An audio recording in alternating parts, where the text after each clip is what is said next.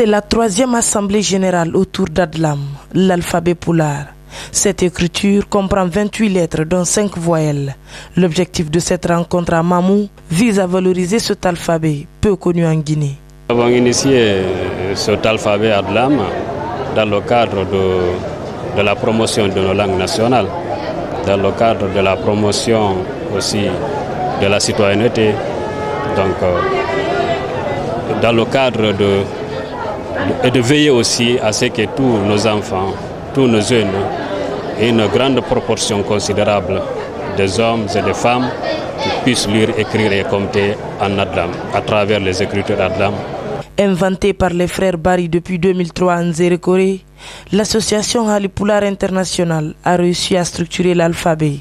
Elle veut, à travers la vulgarisation, rendre accessible cette nouvelle écriture en Guinée et hors des frontières. On connaît les téléphones, avant que les téléphones cellulaires ne soient populaires dans les années 80, les gens pour communiquer, pour s'enquérir des nouvelles de leurs parents qui se trouvent dans d'autres régions, dans d'autres préfectures, ils écrivaient des lettres qu'ils envoyaient à la gare et puis remettaient à un chauffeur. Et une fois que ce chauffeur arrive dans la préfecture ou la ville où se trouvent leurs parents, ce dernier cherche ce dernier et lui remet la lettre.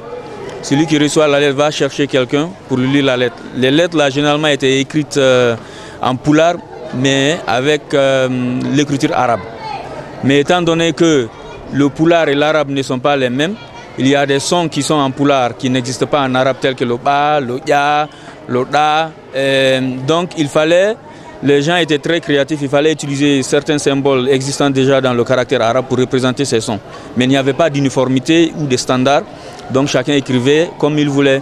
Et on a demandé à notre papa s'il y avait une écriture pulaar qu'on pouvait utiliser pour écrire le pulaar sans qu'on ait à imaginer la lecture. Il nous a dit que ça n'existe pas et on lui a promis qu'on allait travailler pour créer une écriture qui va nous permettre de transcrire notre langue. Un expert de la plateforme Google, venu de la Californie, a aussi joué sa partition dans le processus de promotion de cet alphabet. Il est parvenu à l'incorporer dans les téléphones Android présents à cette assemblée. Il se réjouit du travail abattu.